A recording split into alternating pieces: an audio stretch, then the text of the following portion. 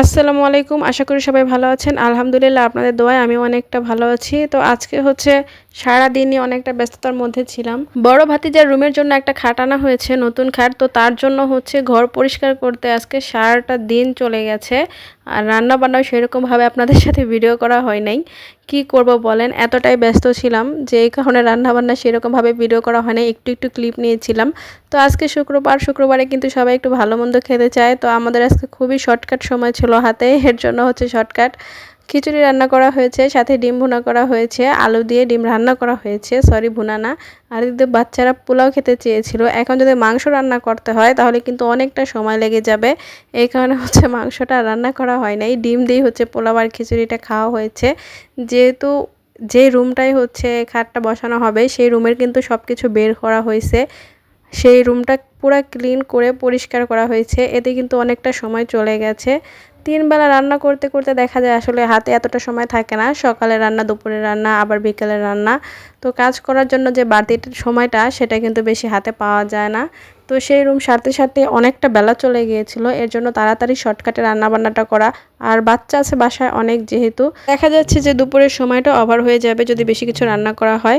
এই কারণে হচ্ছে আজকে খুবই শর্টকাটে রান্না, আর কি শেয়ার করব বলেন। আর এদিক দিয়ে হচ্ছে দেখেন যে খাটটা আনা হয়েছে সেই খাটটাও ইতিমধ্যে চলে আসছে।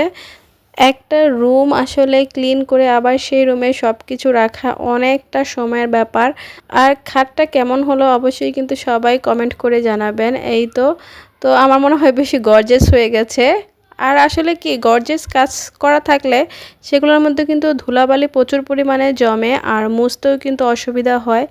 আর যদি বেশি কাজ না থাকে, আমার কাছে সিম্পল জিনিসই সবসময় ভালো লাগে। কিন্তু এটা যেহেতু ওর খাট, ও পছন্দ করে আনছে, যার জিনিস সে যদি পছন্দ করে আনে তাহলে তার বলার কিছু নাই। খাটটা দেখতে আসলে অনেক সুন্দর হয়েছে, কিন্তু হচ্ছে ধুলাবালিটা জমার সম্ভাবনা বেশি, কারণ কাজ করা জিনিসের মধ্যে ধুলাবালিটা বেশি জমে। তো এই কারণে হচ্ছে বললাম। আর দেখবেন যেগুলো সিম্পল জিনিস সেগুলো কিন্তু ধুলাবালি এতটা পড়ে না, পড়লেও হচ্ছে ন্যাকড়া দিয়ে একটু মোছা দিলেই চলে যায়। আর এগুলো হচ্ছে ব্রাশ দিয়ে পরিষ্কার করতে হয়। এই কারণে হচ্ছে কাজ করা জিনিস আমার ভালো লাগে না। কিন্তু আমার বিয়ের সময় আমার বাবার বাড়ি থেকে যে ফার্নিচার দেওয়া হয়েছে সেগুলোও কিন্তু প্রচুর কাজ করা। আমার পছন্দ না, তাদের পছন্দেই প্রচুর কাজ করা। ওগুলো আসলে মানে পরিষ্কার করতে আমার অনেকটা কষ্ট হয়। দেখেন কি অবস্থা, ঘরের যেগুলো ছিল সবগুলো জিনিস কিন্তু এখানে যে বের করা হয়েছে, এগুলো সব বের করা হয়েছে, কিন্তু আবার ক্লিন করে তারপর হচ্ছে ঘরে দিতে হবে। যে হচ্ছে খাটটা ভ্যানে করে নিয়ে আসছে সেই কিন্তু ফিটিং করে দিয়ে যাবে। একটা জিনিস কি, যারা আমার ভিডিওগুলো রেগুলার দেখেন, আমাদের বাসায় কিন্তু অনেক সদস্য, তারা জানেন।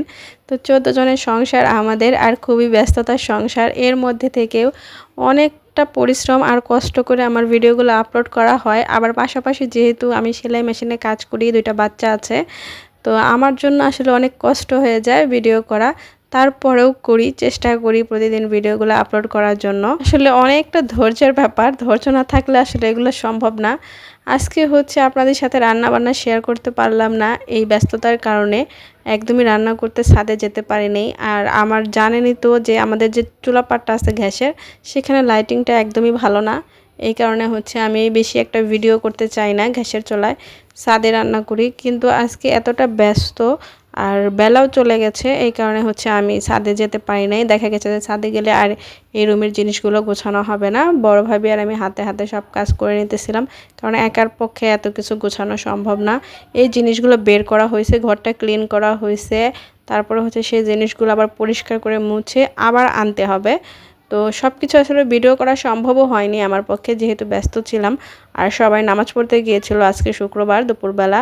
তো সব কিছু আসলে সম্ভব হয় নাই। এই কারণে হচ্ছে আমি যতটুকু ক্লিপ নিতে পারছি আপনাদের সাথে শেয়ার করলাম।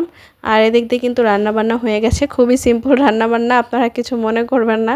খিচুড়ি দিয়ে হচ্ছে ডিম সোজা রেসিপি করতে যায়, বাচ্চাদের আবদারে আবার পোলাও রান্না করা হয়েছে। তো আমি হচ্ছে পোলাওটাও নিছি। খিচুড়ি আমার অনেক পছন্দ, তবু হচ্ছে আজকে আমি পোলাও খাবো, কারণ ভাবি যে পোলাওটা রান্না করে আমার বড় যা, আমার কাছে খেতে খুবই ভালো লাগে। পোলাওটা খেতে অসাধারণ মজা হয়, মানে একদম ঝরঝরাও না, আবার একদম নরমও না, তুলতুলা হয়। এই কারণে হচ্ছে ভাবির হাতের পোলাওটা খেতে আমার খুবই ভালো লাগে। তো বেশিরভাগ সময় দেখা যায় আমি শ্বশুরবাড়িতে আমার বড় যার হাতের যে পোলাও সেটা মিস করতে চাই না কখনো।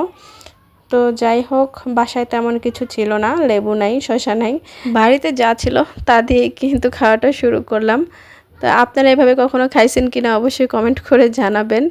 তো আমি একবার বলছিলাম যে পোলাওয়ের চাল দিয়ে হচ্ছে ডিম দিয়ে রান্না করার জন্য, ডিম বিরিয়ানি।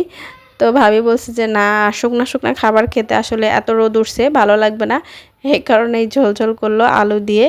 আসলে ব্যস্ততার জন্যই কিন্তু খুবই শর্টকাট খাবার আমাদের আজকে। আমাদের বাড়িতে কিন্তু ভালো মন্দটা বেশিরভাগ রাতে রান্না করা হয়, কারণ হচ্ছে আমার ভাসুররা, আমার হাজব্যান্ড, আমার শ্বশুর সবাই কিন্তু রাতে বাসায় থাকে একসাথে। এই কারণে হচ্ছে আমরা রাতেই বেশিরভাগ ভালো মন্দ রান্না করি। দুপুরে সকালে মাছ, তারপরে হচ্ছে ভাজি, মানে মাছের তরকারি, ভাজি, ডাল এগুলো খাই, আর রাতে হচ্ছে মাংস টাংস রান্না করা হয়। তো সবাই যখন একসাথে খাওয়া দাওয়া করা হয় রাতে, এর জন্য রাতে আমরা বেশিরভাগ ভালো মন্দ খাই।